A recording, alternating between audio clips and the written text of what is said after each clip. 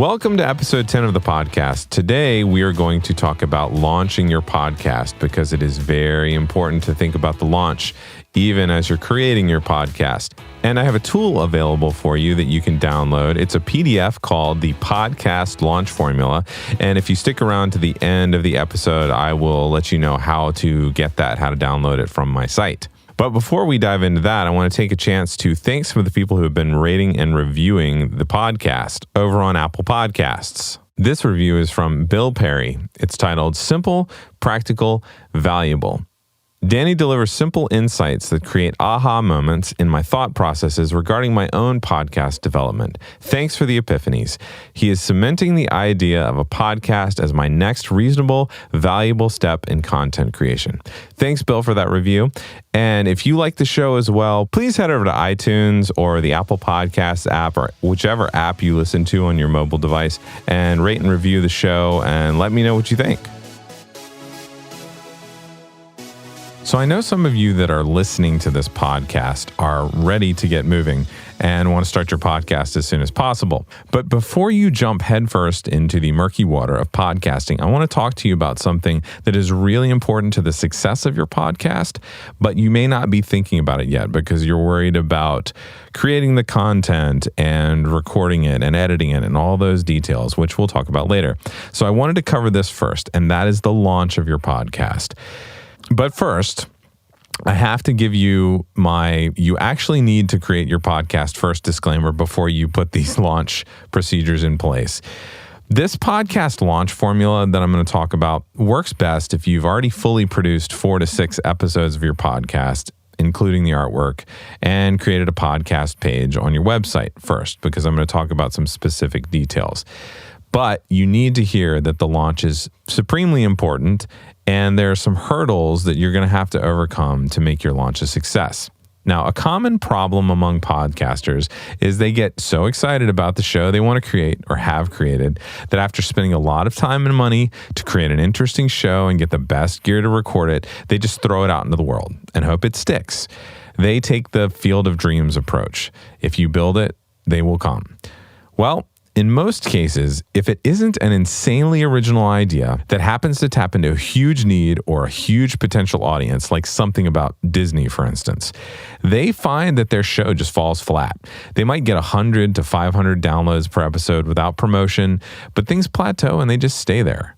I have a couple of clients who came to me having 60 or more episodes on Apple Podcasts, yet they were seeing download numbers that were inconsistent with the strength of their topic or show. And in every single case, one of the techniques in my podcast launch formula would have solved their problem. So let's dive into what you need to do to launch or relaunch your podcast and grow its following. Number 1, you need to choose a podcast title that is unique and uses keywords that will attract your desired listener. Also, choose keywords that describe what you do and use them in the author field with your name. Then use all of this information to set up your hosting, list your podcast in the major directories, and publish your episodes. Apple Podcasts is still the number 1 place to find podcasts, and most people, it's somewhere around 65%, listen through an Apple device. However, Apple's search engine only allows you to search on the title and author. Until they change it, all those nice keywords in your show notes and description really do nothing to help the Apple search. You have to do a little bit extra in SEO, which is search engine optimization, when it comes to Apple. And this is important. Take my client Anna Seewald as an example. She has a show about parenting, but the title was Authentic Moments. And she was averaging around 285 downloads per episode. When she changed her title to Authentic Parenting, her downloads went to an average of 831 downloads per episode in the span of 30 days. That's more than 300% increase just because she optimized her show title. The second thing in the podcast launch formula, build a launch team. Team members will share your podcast with their social networks and agree to rate and review your show in Apple Podcasts and any other place they listen to podcasts. This instantly harnesses the power of social networks and social proof to boost your initial numbers, and it will increase your visibility on Apple Podcasts as well. I urge you to also offer a reward or benefit to team members, a gift card, a strategy call, something meaningful. Number 3 on the podcast launch formula. Go on other podcasts in your niche or related niches or industries as a guest and promote your podcast after delivering value. Most podcast hosts will allow this. They need content for their shows as well. By going on other shows, you will immediately get in front of warm audiences that trust the host of the show you are on, and they will want to check you out as well. Remember that podcast listeners listen to a lot of shows. Number 4 on the podcast launch formula.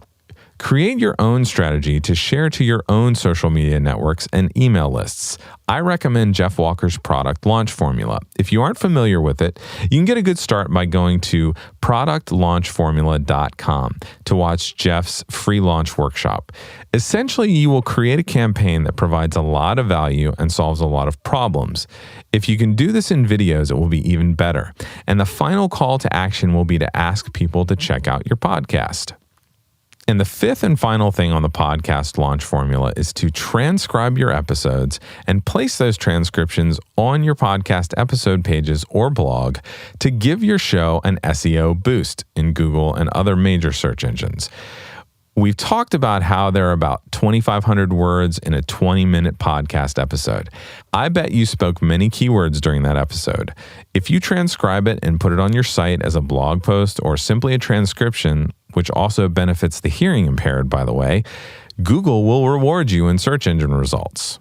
Now, I know some of you may not have a podcast yet, or you may just be starting out. Even if you have 100 episodes, I bet there is some way that this podcast launch formula can help you. To get the PDF of the podcast launch formula, go to dannyosmond.com/podcast-launch-formula. That's dannyosmond.com/podcast-launch-formula. This download will be a quick reminder for you as you plan your launch.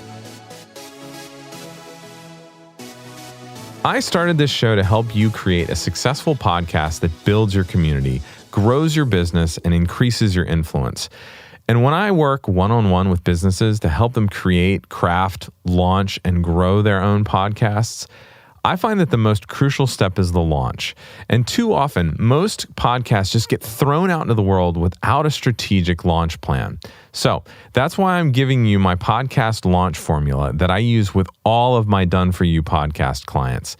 To download this PDF, go to dannyosmond.com/podcast-launch-formula. That's dannyosmond.com/podcast-launch-formula. Once you download it, you'll also see a video with me explaining it step by step. So thanks again for joining me today, and I'll see you on the next episode.